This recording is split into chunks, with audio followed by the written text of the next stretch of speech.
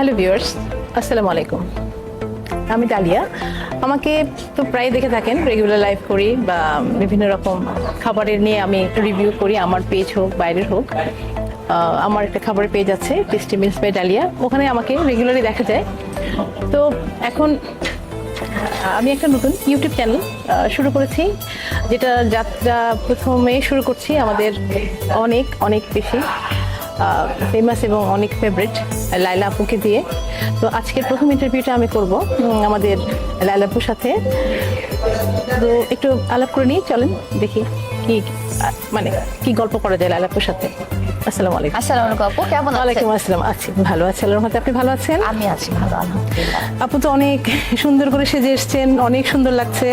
আপনার সাথে দেখা করতে এসেছি, সুন্দর করে সাজে আসবো না, ট্রাই করেছি সুন্দর করে না, সাজে কিন্তু আসতে। অনেক ভালো লাগছে, কিন্তু একটু সমস্যা হচ্ছে আমার এখানে যে আসলে কিন্তু আমরা কিন্তু দেখি লাইলা আপু না অনেক স্যাড থাকার কথা, দুঃখিত থাকার কথা, যেহেতু আচ্ছা মামুন কি চলে গেছে আসলে? হ্যাঁ, আর যদি চলেই যায়, মামুন তো আপনার খুব কাছের একজন মানুষ ছিল, তাই না?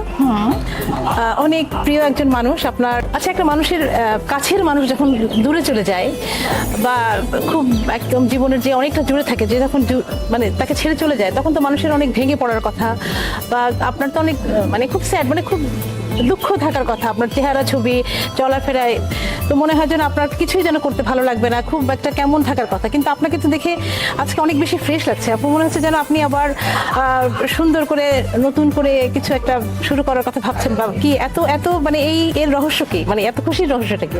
খুশির রহস্য না, আসলে আপনার কাছে তো আর আমি স্যাড হয়ে থাকতে পারবো না। স্যাডনেসের জায়গা স্যাডনেসের কাছে, আর খুশির জায়গা খুশির কাছে। তো আমি আপনার সাথে যেহেতু দেখা করতে এসেছি, আপনি একটা আগ্রহ নিয়ে আমার সাথে কথা বলতে চাচ্ছেন। এখনো যদি আমি কান্নাকাটি করি, আপনার ওই আগ্রহটা থাকবে না এবং আপনি ভালো ফিল করবেন না যে কান্নাকাটিওয়ালা মহিলার সাথে কথা বলি।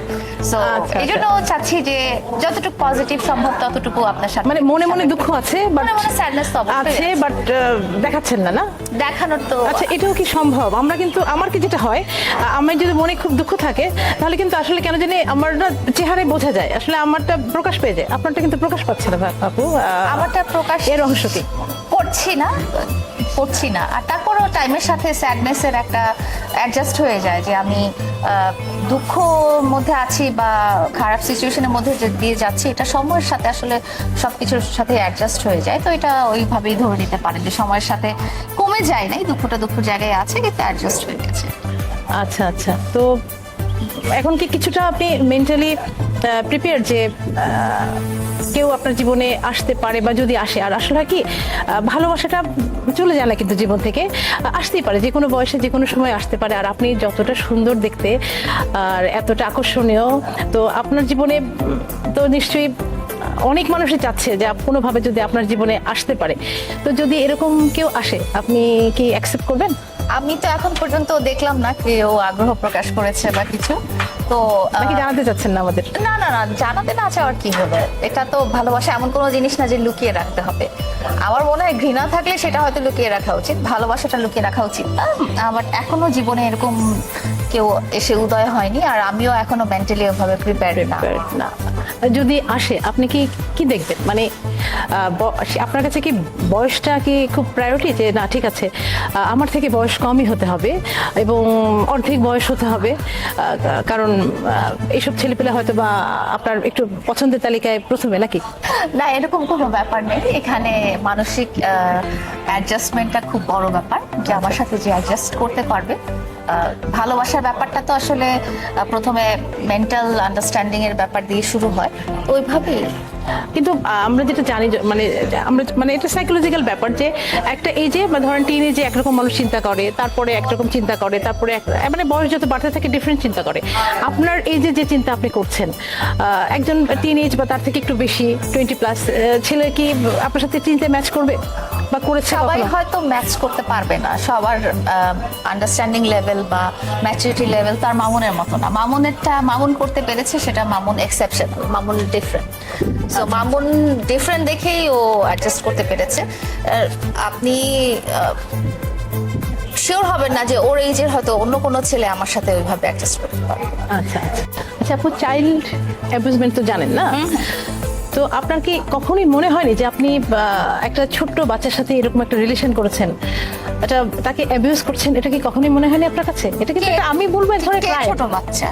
মামুন, আপনার কি মাথা খারাপ? মানে আপনি কোয়েশ্চেন করছেন ভালো কথা ভাই, আপনি এই ধরনের কোয়েশ্চেন করতে হইলে না না, আপনি কিন্তু রেগে যাচ্ছেন। না, আমি তো আপনার সাথে রাগ কিন্তু করি। আমার এরকম কথা ছিল না। আপনি এটা কি বলছেন? চাইল্ড না না, আপনি না, আপনাকে আমি ইনভাইট করেছি এই না যে আপনি, না, আমি না, কিছু না। বললে আপনি এভাবে রিঅ্যাক্ট করবেন। না না, আপনার না, তো এটা কোয়েশ্চেনের তো একটা লিমিট থাকতে না, হবে আর ভাই। আমিও এটা না, এটা আমার জন্য এটা আসলে সম্মানজনক না যে আমি একটা প্রশ্ন করব অথচ আপনি এভাবে রিঅ্যাক্ট করবেন, এটা না, ঠিক না, না। এই শুভ না না না না, আর এটা হতে পারে না আপু, এটা তো কোনোভাবেই মেনে নেওয়া যায় না।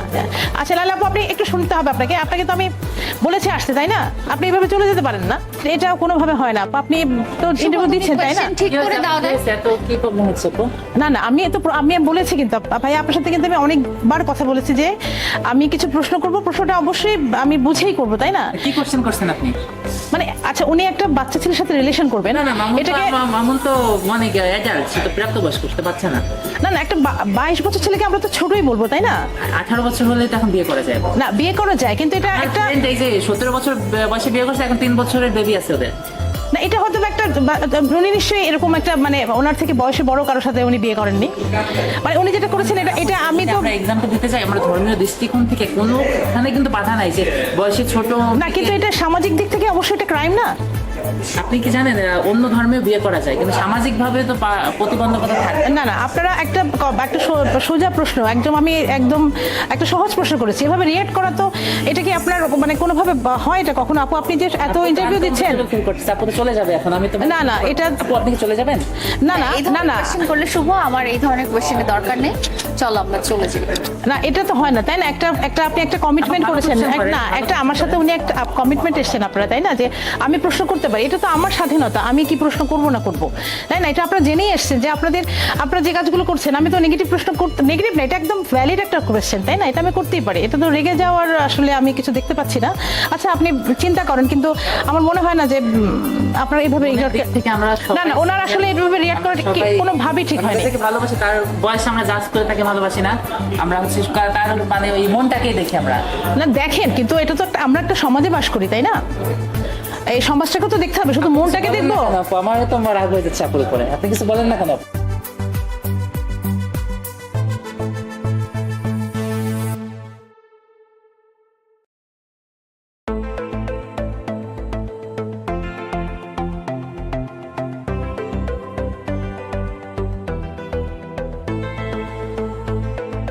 ভিউয়ার্স, আবার আমরা চলে আসলাম লাইলাপুকে নিয়ে। হয়তো বা একটুখানি ভুল বোঝাবুঝি হয়েছিল আমাদের মধ্যে, তো আমরা সেটা ঠিক করে নিয়েছি। আবার শুরু করছি আপনাদের জন্য। আবার লাইলাপু আপনাদের সামনে চলে আসছেন, আমরা আবার কিছুক্ষণ গল্প করবো লাইলাপুর সাথে। আচ্ছা আপু, আপনি তো ডেফিনেটলি আপনার একটা ফ্যামিলি আছে, আত্মীয় স্বজন আছে, পাড়া প্রতিবেশী সবই তো আছে। আপনি যে সেই এরকম উল্টাপাল্টা কাজগুলো করতে থাকেন, যেটা আসলে খুবই সবারই চোখে একটু দৃষ্টিকটু, তাই না? আত্মীয় স্বজন, পাড়া প্রতিবেশী আপনাকে কি কখনোই এগুলো নিয়ে কিছু কি বলে না? মানে আপনাকে কিছু শুনতে হয় না? উল্টা পাল্টা বলতে কি বুঝাচ্ছে? এই যে মামুন রিলেটেডই ধরি আর কি, মানে কোথায় মামুনের সাথে আমার রিলেশনটার ব্যাপারে উল্টা পাল্টা আমি আসলে বলবো না, কারণ রিলেশনশিপটা আমরা দুজনেই অ্যাডাল্ট এবং দুজনেরই ফ্যামিলি জানতো, সো ফ্যামিলি সারাউন্ডিংস জানতো এবং মামুনের সবাই জানতো। তো মামুনের এন্ড থেকে আমি কখনো মানে সাপোর্ট ছাড়া অন্য কিছু পাইনি। আমার ফ্যামিলি থেকে একটু বাধা ছিল, সোসাইটি থেকে বাধা ছিল, বাট মামুনের এন্ড থেকে বা মামুনের ফ্যামিলি থেকে আমি আসলে সবসময় খুব সাপোর্ট পেয়েছিলাম দেখে রিলেশনশিপটা আসলে কন্টিনিউ হয়েছে, না হলে তা এত দূর আসতো। আর আপনার রুচিটা না আমার বুঝতে পারছি না, আপনার কি করে রুচি হলো যে আপনি হলেন একজন আর্মি ব্যাকগ্রাউন্ড, না? আপনি ধরেন অনেক একটা হাই অফিসিয়াল একটা ফ্যামিলি থেকে বিলং করেন, আমি যতটুকু জানি আপনার বাবা ছিলেন অনেক একটা ভালো আর্মি অফিসার, তাই না? আপনি থেকেছেন ক্যান্টনমেন্টে, ভালো ভালো এরকম পশ এরিয়া, এরকম ভিআইপি এরিয়া থেকে। আপনি মামুনের মতন একজন ছেলে, আমরা কি বলি, আমরা তো ওই যে ভিডিওতে প্রায় সবাই দেখি মামুনকে গালাগাল করে বস্তির ছেলে বলে, তাই না? এটা কোনো কথা না, এটা এটা আসলে রুচিতে বাধে নেই আপনার? আসলে মামুনকেও আমার সামনে ছোট করতে পারেন না। হ্যাঁ, মামুন যেই হোক, সে একটা সময় পর্যন্ত আমার লাইফ পার্টনার বা সোলমেট, বা যার সাথে আমি একসাথে অনেক বছর ছিলাম, সো আপনি কিন্তু আসলে ইন্টারভিউ করতে যে আপনি মামুনকেও কিন্তু আমার কাছে স্মল করতে না, না, পারেন না। সব- এখানে রুচির কোনো ব্যাপার নেই। আপনি যেহেতু মামুনকে চিনেন না সামনাসামনি, তো আপনি বলতে পারেন না আসলে যে ওই মানুষটা কেমন। আমি অনেক হাই সোসাইটির, অনেক হাইলি এডুকেটেড, সবচেয়ে বড় এডুকেশন বা পৃথিবীর সবচেয়ে বড় ইউনিভার্সিটি থেকে পাশ করা বা সবচেয়ে হাই লেভেলের সরকারি অফিসারকেও দেখেছি, তাদের মন মানসিকতাও দেখেছি, এবং আমার লাইফস্টাইলে আমি অনেক মানুষের কাছাকাছি যেতে পেরেছি। আমার কাছে যখন আমি এটা জাস্টিফাই করেছি যে মামুন কেমন, মামুনের মন মানসিকতা কেমন এবং কি ধরনের মানুষের, ও আমার কাছে কখনোই ছোট না। ও আমার কাছে এখানে আপনি দূর থেকে দেখে কারো অ্যাপিয়ারেন্স বা কারো সোসাইটি দেখে আপনি যাচাই করতে পারেন না আসলে। খুব তাহলে কি আমাদেরকে মানে সব শিক্ষাই ভুল যে আমরা ফ্যামিলি ব্যাকগ্রাউন্ড দেখবো, ফ্যামিলি দেখবো, একটু ভালো সোসাইটি দেখবো, একজন রিলেশন, যে কোনো রিলেশনশিপের আগে বন্ধু বলেন বা ফ্রেন্ড বলেন বা আমরা বিয়ে শাদী বলেন, সবার আগে তো নিশ্চয়ই এটাই দেখা হয়, তাই না? তার ব্যাকগ্রাউন্ডটা কি, হ্যাঁ, এটা তো কোথেকে অবশ্যই আসছে, দেখা তার হয়। রুটটা দেখা হয়। সবকিছু তো আমরা দেখে আমরা একটা রিলেশনে যাই, হুট করেই তো এক জায়গায় আমরা চলে যাই না। আসলে আপনার কথাটাও পার্শিয়ালি ঠিক আছে। যখন ফ্যামিলিগতভাবে বিয়ে শাদী অ্যারেঞ্জ করা হয়, তখন ফ্যামিলি ব্যাকগ্রাউন্ড দেখা হয়, তখন এডুকেশন দেখা হয়, তখন অনেক কিছুই যাচাই বাছাই করে দেখা হয়, যেটা আসলেই দরকার, এটা আমি একমত। কিন্তু আমি এই জীবনের এই স্টেজে এসে আমি যখন অনেক বড় একটা লাইফ এক্সপিরিয়েন্স করে আসছি, তখন আমার মনে হয়েছে যে আমার এই স্টেজে এসে আমি সারা জীবন কোনো ভালোবাসাটা পাইনি। সেই ভালোবাসাটা আমি মামুনের কাছে পেয়েছি, এবং সেইভাবে প্রোটেকশন বলেন বা সেভাবে আগলে রাখা বলেন, এই সমস্ত কিছু আমি মামুনের কাছে পেয়েছি। সেই সাহসিকতাটা, ভালোবাসতে হলে যে সাহসী হতে হয়, সেই জিনিসটাও আমি মামুনের কাছেই পেয়েছি। তো আমার কাছে মনে হয়েছে এই স্টেজে এসে, আমার জীবনে এই স্টেজে এসে খুব এডুকেশন ব্যাকগ্রাউন্ড দেখার তো কোনো দরকার নেই, কারণ আমার জীবনে একটা জিনিসেরই অভাব ছিল, সেটা হচ্ছে একটা ভালো মানুষের ভালোবাসা বা একটা ভালো মানুষের সহচর্য, যেটা আমি মামুনের কাছ থেকে এই কয় বছর পেয়েছিলাম দেখেই কিন্তু যদি আমার আসলে তাই হতো, এই ভালোবাসা যদি রিয়েল হতো, তাহলে মামুনকে ছেড়ে চলে যেত আপনাকে? এখানে ছেড়ে চলে যাওয়াটা একান্ত ওর ব্যক্তিগত মতামত ছিল না। এখানে নানা রকম ইনফ্লুয়েন্স এবং নানা রকম, এটা এক ধরনের ফ্যাসিনেশন আপনার কাছে মনে হয় না যে এটা একটা মানে ওরও একটা একটা সুযোগ নিয়েছে আপনার কাছ থেকে, এটা ভালোবাসা কি বলবেন আপনি? এটা হয়তো আপনাদের মনে হতে পারে, বাট আমি যেহেতু এতটা লং টাইম ছিলাম, আপনাদের হয়তো মনে হতে পারে যে ও আসছে আপনার কাছ থেকে যা যা নেওয়ার নিয়ে ও চলে গেছে, হ্যাঁ, হ্যাঁ। আপনাকে আর দরকার নেই। বাট এখনো আমার মনে হয় যে এই জিনিসটা আসলে রিয়েল না, কারণ আমি কিন্তু ক্যালকুলেশন করে ওর সাথে সম্পর্কে জড়াইনি, বা আমি কিন্তু ওর কাছ থেকে আমি এটা পাবো সেটা পাবো এই হিসেবে কিন্তু আমি ওর সাথে রিলেশন করিনি। আমি দেখেছি মানুষটা কেমন, আমি দেখেছি মানুষটা আমাকে কিভাবে ভালোবাসে এবং মানুষের পরিবার এবং তার বন্ধু বান্ধব আমাকে কিভাবে ভালোবাসে। এখন যেটা হয়েছে যে এই সিচুয়েশনটাতে আমি পড়েছি, আমার কাছে এই সম্পূর্ণ সিচুয়েশনটা মনে হয়েছে যে এটা ওকে ইনফ্লুয়েন্স করা হয়েছে কোনো একটা পার্টিকুলার স্বার্থে। না, কিন্তু আপনার কি মনে হচ্ছে না যে ওর যদি ব্যাকগ্রাউন্ডটা ভালো হতো, ওর যদি শিক্ষাটা প্রপার শিক্ষা এসে বড় হতো, ভালো ফ্যামিলি, আমরা বলি না পারিবারিক শিক্ষাটাই কিন্তু মেইন শিক্ষা, স্কুল কলেজের শিক্ষার কিন্তু গুরুত্ব এর থেকে অনেক কম। ওর যে এই ভ্যালুসগুলো আমরা যেগুলো বলি ভ্যালুস, এই ভ্যালুস যদি থাকতো, ডেফিনেটলি আপনার সাথে যেসব দুর্ব্যবহার করেছে, মারামারি করেছে বা অনেক কিছুই তো আমরা দেখেছি না, যত কিছু খারাপ করেছে, একটা ভালো ব্যাকগ্রাউন্ডের ছেলে হলে, এডুকেটেড হোক বা ভালো পরিবার থেকে যদি সে বিলং করতো, ডেফিনেটলি এত কিছু খারাপ করতে পারতো না আমার সে। চাপা আপনি দেখতে পেরেছেন বিকজ আমাদের সোশ্যাল মিডিয়াতে ব্যাপারটা চলে এসেছে, বিকজ সে একটা সোশ্যাল মিডিয়া পার্সন। কিন্তু আমি এমনও মানুষ দেখেছি যে বড় বড় সরকারি কর্মকর্তা, বড় বড় হাইলি এডুকেটেড পার্সনও, তারাও স্ত্রীর গায়ে, তারাও ওয়াইফের গায়ে, তারাও সহধর্মিনীর গায়ে হাত তুলে, এবং এই জিনিসগুলো আমাদের চোখে আসে না, কারণ এই জিনিসগুলো ভাবে হাইলাইটেড হয় না। আমার আর মামুনেরটা চোখে এসেছে।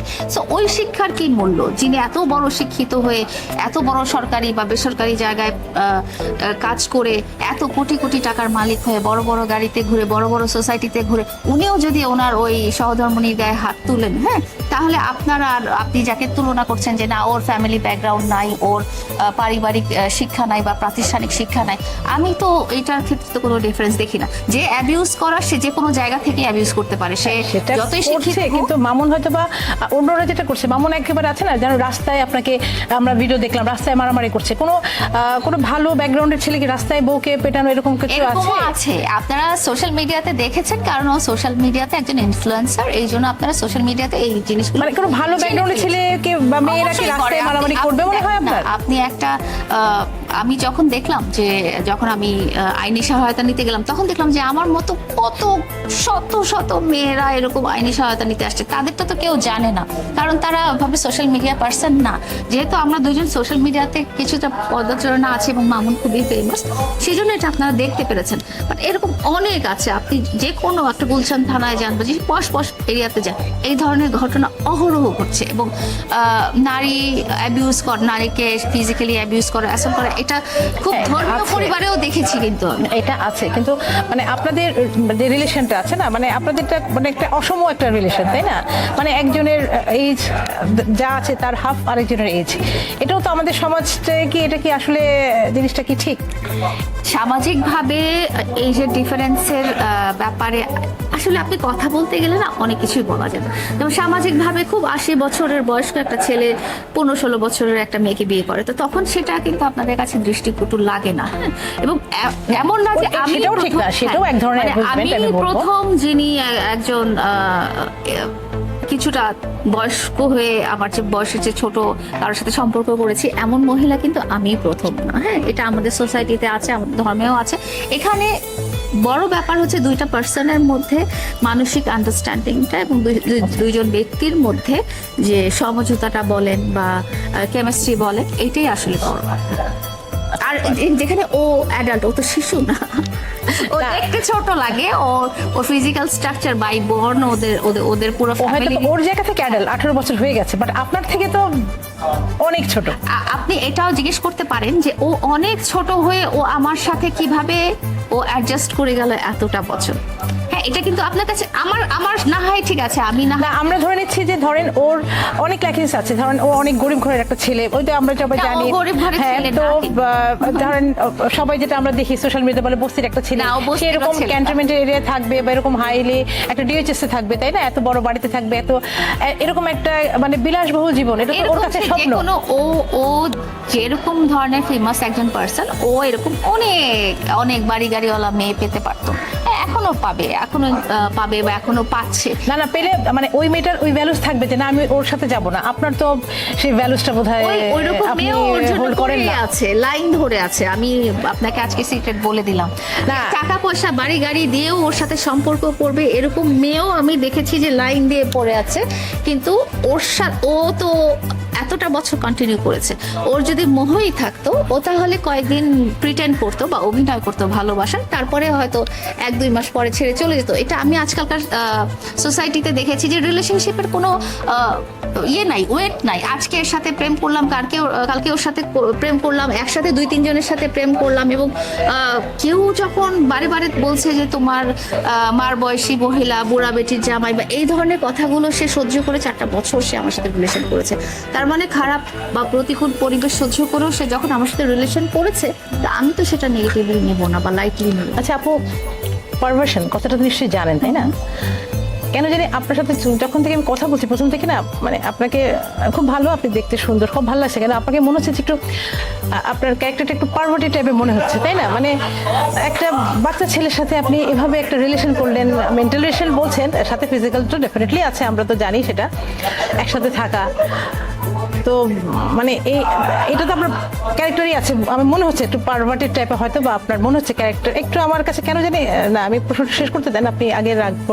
প্রথম থেকেই একদম উল্টাপাল্টা কোয়েশ্চেন শুরু করেছেন না। এবং এখনো আপনার সাথে ঠিকঠাক করার পরও আপনি এখনো না, আপনি এটা উল্টাপাল্টা কোয়েশ্চেন উল্টাপাল্টা না, মানে আপনি যে টাইপের কথাগুলো কি না, আসলে না। একটা মানুষকে এভাবে সামনাসামনি বলা না যায়? না, মানে আপনি যে টাইপের আমরা দেখি, মানে সোশ্যাল মিডিয়াতে আপনার ভিডিওগুলো দেখলে কিন্তু সাধারণ লোক কিন্তু এটাই মনে করবে যে আসলে সোশ্যাল মিডিয়াতে কি কোনো অ্যাডাল্ট কন্টেন্ট বা কোনো 18+ কন্টেন্ট বা কোনো না, আপনাদের এই ভিডিও দেখে করা কোনো না, কন্টেন্ট আমার ওই তো- ধরনের মামুনের সাথে ফিজিক্যালি খুবই অ্যাটাচড হওয়া কোনো কন্টেন্ট না না, আপনাকে মনে হয় না যে আপনাদের এটা দেখে আজকালকার যে ধরেন টিনেজ ছেলে মেয়েরা, তারা যদি মনে করে যে না এটাও করা যাবে, একজন একদম লেডির সাথে না, না, রিলেশন এটা- করা, আপনি কি এটা relation সোসাইটিকে করা- কি মেসেজ দিচ্ছেন? মানে সোসাইটিকে কি আপনি আমাদের একটা খারাপ মেসেজ দিচ্ছেন, একটা নেগেটিভ কিছু আপনি করছেন অবশ্যই না। আপনার কি যখন মনে হয়? রিলেশনটা পারিবারিকভাবে এগ্রিড হয়, মানে সমাজের জন্য কি করছেন আপনি আপনার জায়গা থেকে বলেন? সমাজের জন্য কি করছি সেটা অন্য ব্যাপার, আর আপনি সোশ্যাল মিডিয়াতে কি দেখছেন সেটা ডিফারেন্ট ব্যাপার। যখন সামাজিকভাবে বলেন বা পারিবারিকভাবে বলেন একটা সম্পর্ককে মেনে নেওয়া হয়, সেটা আমার যদি একটা মামুনের বয়সী ছেলের সাথে না হয়ে আমার চেয়ে বড় কারোর সাথেও রিলেশন হওয়ার পরও কিন্তু সমাজ বা পরিবার মেনে নেওয়ার পরও কিন্তু তার সাথে আমার সেপারেশন হয়ে যেতে পারে। সেটা হতে পারে, যেটা নরমাল, যেটা আমরা নরমাল দেখছি। আচ্ছা, একটা নরমাল জিনিস আর একটা অ্যাবনর্মাল জিনিস, না একটা অ্যাবনর্মাল জিনিস, এটা তো কোনোভাবেই আমরা বলতে পারি না যে ঠিক না, তাই না? জিনিসটা বলতে পারেন না, কারণ এই কারণে যে আজ পর্যন্ত সোশ্যাল মিডিয়াতে মামুনের সাথে আমার কোনো রকম ওই ধরনের কোনো ভিডিও কন্টেন্ট বা ওই ধরনের যেটা নরমাল নায়ক না, কিন্তু আপনারা কিন্তু আমরা দেখেছি আপনি বারবারই বলেছেন মামুনের সাথে আপনার একটা রিলেশন হয়েছে, তাই না? তো আপনার আমি আসলে কি করছি কিসের মধ্যে দিয়ে না, এটা যাচ্ছি তো আপনি সবকিছুই বলবেন, আবার কিছু কিছু বলবেন না। এই ধরনের কথা এটা আসলে তো কারোর সাথে শেয়ার করার কোনো scope না নেই। না, আপনি যদি শেয়ার আপনার এই করতে চান জিনিসটা বুঝতে পুরোটাই হবে, করেন, আপনি মানে কিন্তু একেবারে লিমিটের একদম ক্রস করে যাচ্ছেন এই ধরনের না, না, কথা কিছু কি- বলবো, আপনি কিছু কি বলবো বলবেন না। যে আপনার লাইফ পার্টনারের সাথে আজকে রাতে আপনি কি কথা না না, বলছেন, আমি কি তো করছেন? আমার সেটা আমি লাইফ কেন পার্টনারকে বলতে নিয়ে চাই? কখনো সোশ্যাল মিডিয়াতে কোনো ভিডিওতে যায়নি, তাই না? আমার হাজবেন্ডকে কেউ দেখেছে তো দেখায়নি। আপনার হাজবেন্ড হয়তো সোশ্যাল মিডিয়া পারসন না, আর এখন মামুনের সাথে যেহেতু আমি নেই, সো ওই পার্টটা তো এখন হাইলাইট। আমাদের একটা আচ্ছা কিউরিওসিটি, আমার মনে হয় আমার যেরকম মনে হয় অনেকেরও জানার ইচ্ছা হয় আমার যে মনে হয় এই এখন যে ধরনের লায়লা থাকা আপু উচিত না। আসলে আচ্ছা। কিভাবে এটা মানে করছেন আসলে এটা এটা, কিভাবে করছেন আর আপনি এত সুন্দরী এত অ্যাট্রাকটিভ একজন পারসন, ডেফিনেটলি আমার মনে হয় না যে আপনি এভাবেই থাকছেন। তো এটা কি জানা আপনার মনের প্রশ্ন কথা করাটা কি আপনার ভুল? মনেই রেখে দেন, ঠিক আছে? আর আমার মনে হয় যে এই ধরনের একটা কোয়েশ্চেন কাউকে করা খুব শোভনীয় না, কারণ এটা একান্তই ব্যক্তিগত না, ব্যাপার। আপনার কাজগুলো যদি শোভনীয় মামুনের হয়, সাথে যখন আমরা আমার সম্পর্কও ছিল প্রশ্ন করতে তখন গেলে সেটা শোভনীয় হবে না, আমরা এটাও ঠিক কখনোই না। দেখাইনি যে মামুনের সাথে আমি কি করছি না করছি, আমরা ভিডিওতে যেটা করছিলাম সেটাই না, আপনি বেডও দেখিয়েছেন, আপনার ভিডিও বেডে বসে আছে মামুন, হ্যাঁ, আপনার বেডরুম দেখাতে পারেন আর বলতে পারেন না। এটা কি কখনো নাটকে কখনো দেখেননি বেডরুম, বা ব্লগে কখনো দেখেননি বেডরুম? আর সেটা আমার, ওটা কি? সে তো আমার পারিবারিক ভাবে সে আমার ও, আপনি নাটকও করেছেন ওর সাথে না? কিছু ব্লগ করা হয়েছে আমাদের। ওর তো হচ্ছে যে সোশ্যাল মিডিয়ায় ওর জব ছিল, তো ডেফিনেটলি কিছু ব্লগ করা হয়েছে, কিছু কন্টেন্ট করা হয়েছে। কন্টেন্ট বেডে কন্টেন্ট করতে হবে, এটা বেডে ওইভাবে আপনি কিছু তো দেখেননি, আসলে হয়তো সে বসেছিল বা সে খাচ্ছে কেমন হলো, তাই না? আমরা কি মেসেজ দিচ্ছি আমাদের ইয়াং জেনারেশনকে বা আমাদের জেনারেশন? আসলে আপনারা আমার মতো না, তারা অনেক স্মার্ট, তারা ঠিক মতো বুঝে নিতে পারে যে এখানে কি হচ্ছে। যে কেউ যদি বলে আমি মামুন হব, আমাকে এখন লায়লার মতন একজনকে লাগবে, তখন তার ফ্যামিলির কি অবস্থা হবে বুঝতে পারছেন? তার বাবা মায়ের এই ধরনের যে এতদিন আমি ছাড়া হয়নি সেটাও আপনার ভুল ধারণা, কারণ আসলে আমি তো আর কোনো আইস ব্রেক করে নতুন কিছু উদ্ভাবন করিনি। হয়তো বা করলে গোপনে করেছে, এটা সমাজে কোনো প্রভাব পড়ে নাই, তাই না? মানে এটাতে সামাজিক আপনার নেগেটিভ প্রভাব কেন পড়বে?